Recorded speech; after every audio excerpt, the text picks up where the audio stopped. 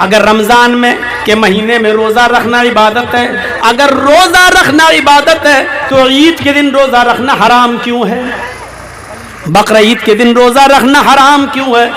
بلکہ بقرعید کے 3 دن کے بعد اور بقرعید کے 3 دن کے بعد اور بھی روزہ نہیں رکھ سکتے ہو، کیونکہ وہ ایام تشریق کے دن ہے، کھانے پینے کے دن ہے۔ 10 کو روزہ نہیں رکھ سکتے، 11 کو نہیں، 12 کو نہیں، 13 کو نہیں۔ میں پوچھتا ہوں، اگر روزہ رکھنا عبادت ہے تو عید کے دن کیوں منائیں؟ اگر روزہ رکھنا عبادت ہے تو میرے بھائیوں بقرعید کے دن کیوں منائیں؟ اگر روزہ رکھنا عبادت ہے تو میرے بھائیوں بقرعید کے 3 دن تک روزہ رکھنا کیوں منائیں؟ روزہ رکھنا عبادت نہیں ہے، روزہ نبی اکرم صلی اللہ علیہ وسلم کے حکم کے مطابق رکھنا عبادت ہے، اور نبی اکرم صلی اللہ علیہ وسلم کے حکم سے رک جانا وہ بھی عبادت ہے۔ نبی اکرم نے فرمایا میری امت اس وقت تک بھلائی میں رہے گی جب تک وہ روزہ افطار کرنے میں جلدی کرے گی، جب تک وہ روزہ افطار کرنے میں جلدی کرے گی۔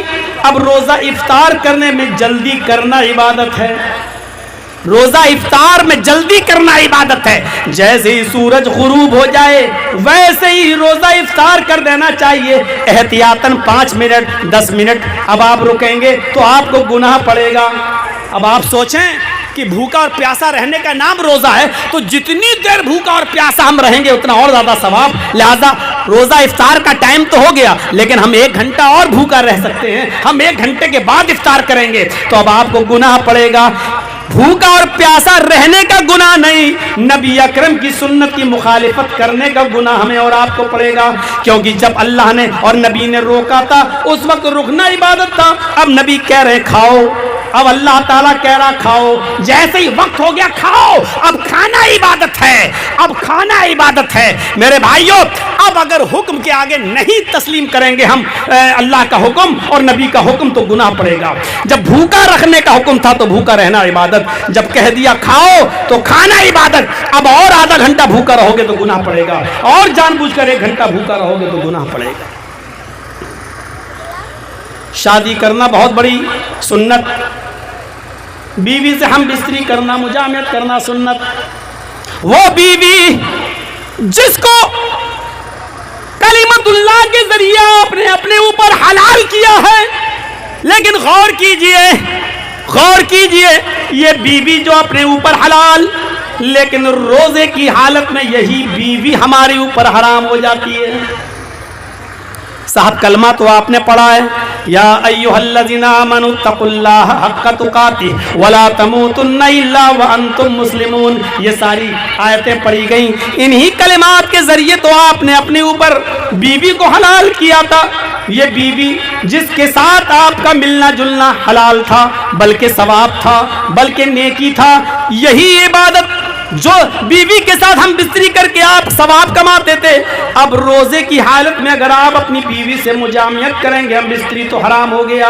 یہی بیوی آپ کے لیے روزے کی حالت میں حرام ہے۔ حرام ہی نہیں ہے بلکہ روزے کی حالت میں اگر آپ نے اپنی بیوی سے مجامعت کر لی، ہم بستری کر لی، تو یہ روزہ تو آپ کا خراب ہو ہی گیا ہے۔ اس روزے کی قضا تو آپ کو کرنا ہی پڑے گی، آپ کو پنشمنٹ اور ملے گا، ایک سزا آپ کو اور آپ کے اوپر عائد کی جا رہی ہے، اور وہ سزا یہ ہے کہ اب آپ کو یہ جرمانہ لگایا جا رہا ہے۔ جب تک یہ جرمانہ تم ادا نہیں کر دو گے آپ کی بیوی آپ کے لیے اب حلال ہی نہیں ہوگی، اور وہ جرمانہ یہ ہے کہ تم ایک غلام آزاد کرو۔ غلام کو آزاد کرنے کی طاقت نہیں ہے تو 60 روزے رکھو مسلسل، پے در پے، کنٹینیو، ریگولر۔ اب آپ کو یہ روزے رکھنا پڑیں گے، آپ کو کنٹینیو ریگولر یہ روزے رکھنا پڑیں گے بلا کسی عذر شرعی کے۔ ایک روزہ بھی آپ ترک نہیں کر سکتے، ایک روزہ بھی آپ چھوڑ نہیں سکتے، آپ کو یہ روزہ رکھنا ہی پڑے گا۔ 60 روزے مسلسل پے در پے، اور جب تک 60 روزے پورے نہیں ہو جائیں گے آپ اپنی بیوی سے مل نہیں سکتے۔ یہ پنشمنٹ ہے، یہ جرمانہ ہے۔ جو بیوی آپ کے لیے حرام، نبی کے حکم نے اس کو حرام کر دیا ہے، یہی عبادت ہے، یہی شریعت کا تقاضا ہے۔ जो बीवी जिससे हम रात में मिल सकते हैं, साल के 11 महीने भी हम मिल सकते हैं, रमजान की रातों में भी हम मुजामियत कर सकते हैं, सिर्फ रोजे की हालत में मना है, आप नहीं जा सकते हैं। अगर मिल लिए तो उस रोजे के साथ साथ 60 रोजे और मुसलसल पैदर पे रखना पड़ेंगे, और 60 रोजे रखने की ताकत ना हो तो 60 मिस्कीनों को खाना खिलाना पड़ेगा।